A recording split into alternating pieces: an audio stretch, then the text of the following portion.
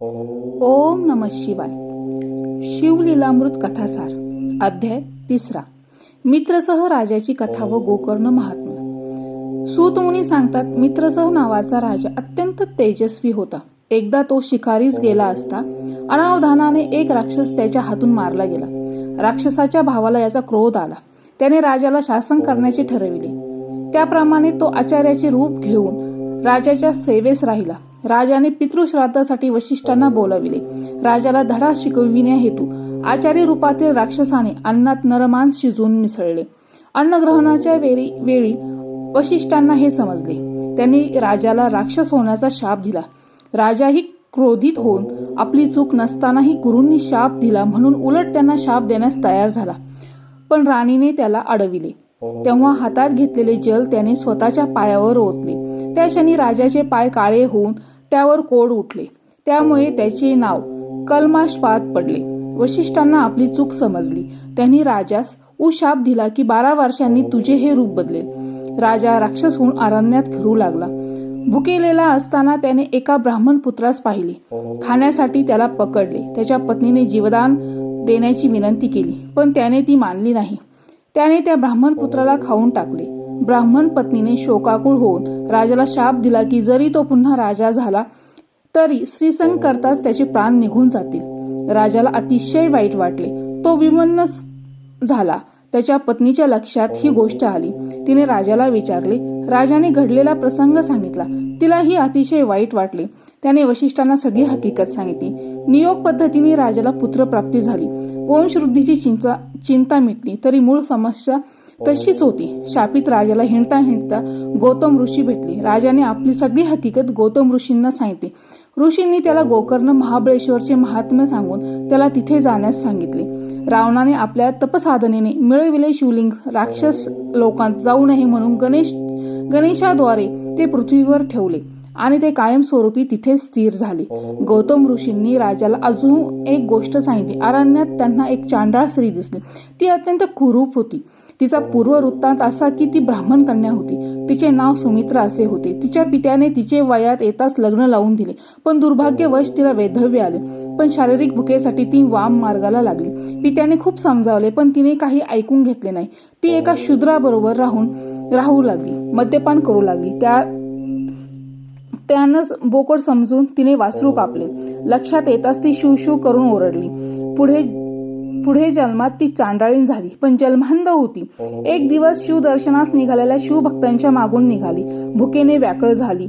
एका भक्ताने एक बेलपत्र तिच्या हातावर ठेवले. हा खाण्याचा पदार्थ नाही असे समजून तिने रागाने ते दूर फेकले. ते बेलपत्र वाऱ्याने उडून शिवलिंगावर पडले. अशा प्रकारे तिची पूर्वकाळी शिवसेवा झाली. त्या पुण्याईने तिला शिवलोक मिळाला. गौतमांनी मार्गदर्शन केल्यामुळे राजाला आनंद व समाधान वाटले. त्यांनी राजाला महाबळेश्वर येथे जाऊन शिवपूजन करण्यास सांगितले. त्याप्रमाणे राजाने शिवपूजन करून शेवटी तो शिवलोकास निघून गेला. राजाला सरूपता मुक्ती मिळाली. असा हा गोकर्ण महाबळेश्वरचा महिमा. सांब सदाशिवार्पणमस्तु. ओम नमः शिवाय. ओम नमः शिवाय. शिवलीलामृत कथासार. अध्याय 4. विमर्शन व कुमुद्वती, चंद्रसेन व श्रीकर.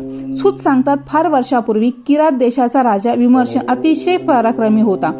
तो अधर्माने वागायचा, मात्र त्याची शिवभक्ती अपार होती. एके दिवशी राणी कुमुद्वतीने त्यास विचारलेले, शिवाराधना करून पण तुम्ही अधर्माने का वागता? तेव्हा राजाने तिला त्याचा पूर्व इतिहास सांगितला. मागील जन्मात तो कुत्रा होता. काहीतरी खायला मिळेल या आशेने तो शिव मंदिरासमोर उभा राहिला.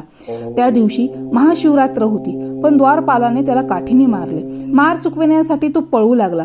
त्यामुळे नकळत शिव मंदिराला प्रदक्षिणा घातली गेली. परत मंदिरासमोर आला. द्वारपालाने त्यास बाण मारला. शिवलिंगाकडे बघताच त्याचे प्राण सोडले. त्या पुण्याईने आज हे वैभव उपभोगत आहे. श्वानाच्या अंगचे मूळ दोष अजून गेले नाहीत, म्हणून मी आज हे दोषपूर्ण आचरण करतो. राणी कुमुद्वतीने स्वतःच्या पूर्वजन्माबद्दल राजाला विचारले. तेव्हा राजाने तिला सांगितले की तू मागील जन्मी कपोती होतीस. एकदा भक्ष्य घेऊन जात असता तुझ्या मागे ससाना लागला. जीव वाचवण्यासाठी तू फेऱ्या घालू लागलीस. नेमके ते शिव मंदिराचे शिखर होते. दमून तू शिखरावर बसलीस. त्याच वेळी ससाण्याने तुझ्यावर झडप घातली. त्या पुण्याईने तुला राणीचा जन्म मिळाला. उत्सुक होऊन राणीने राजाला पुढील जन्माबद्दल विचारले. तेव्हा राजाने तिला आपल्या पुढील जन्माबद्दल सर्व सविस्तर सांगितले.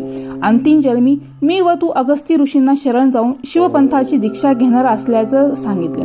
सुतमुनी पुढे सांगतात, चंद्रसेन राजाची कथा. चंद्रसेन राजा परम शिवभक्त होता. त्याचा मित्र मणिभद्र राजा सदविवेकी असल्याने तो अजय होता. एके दिवशी मणिभद्राने राजाला एक मौल्यवान मणी भेट केला.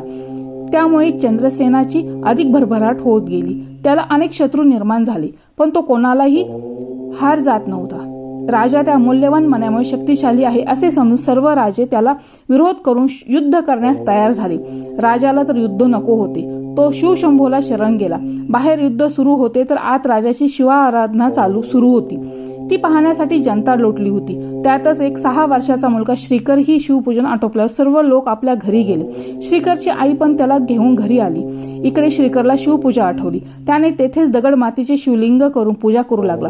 पूजेत इतका तल्लीन झाला की आई हाक मारते याकडे त्याचे लक्ष नव्हते. आईने रागाने येऊन पाहिले तर त्या दगड मातीत ध्यान लावून बसला होता. तिने रागाने त्याला ओढले व त्याची दगड माती उधळून लावली. आपली शिवपूजा मोडली म्हणून श्रीकर रडू लागला. लोटांगण घालू लागला. शेवटी कंटाळून आई त्याला तेथेच सोडून गेली. रडत रडत श्रीकर तेथेच झोपला. स्वप्नात महादेवाने त्यास दर्शन दिले. त्याच्यावर कृपा केली. त्याला रत्नखचित शिव मंदिर बांधून दिले. श्रीकरने शिवशंभोला आपल्या आईला क्षमा करून तिला दर्शन देण्यास सांगितले. श्रीकर आईला घेऊन आला. आईने शिवशंभोला नमस्कार केला. त्याची भक्ती पाहून तिला भरून आली. न राहून तिने ही घटना राजा चंद्रसेन याला सांगितली. राजाही आश्चर्यचकित होऊन श्रीकरला भेटण्यासाठी आली.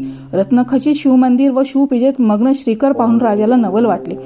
त्यानंच मनोभावे शंभूला नमस्कार केला. ही घटना शत्रुराजांना समजली. त्यांचे मत परिवर्तन होऊ लागले. त्यांनी युद्ध थांबविण्यासाठी शिवशंभूचे दर्शन घेण्याची इच्छा व्यक्त केली. चंद्रसेनालाही आनंद झाला. शंभू प्रसन्न झाला की काहीही घडू शकते. अशा प्रकारे श्रीकरचे कौतुक होत असता रामभक्त हनुमान तेथे प्रकट झाले. त्याने श्रीकरवर कृपादृष्टी करून त्याला अनुग्रहित केले. रामभक्त हनुमान ज्याचा सद्गुरू आहे त्याला भय कसले. श्रीकर व चंद्रसेन नित्य शिवाराधना करू लागले व अंत्यशिव पदास पोहोचले. या अध्यायाचे पठण करता आयु आरोग्य व धन व उत्तम पुत्र संतती प्राप्त होते. साम सदा शिवार्पणमस्तु. ओम नमः शिवाय.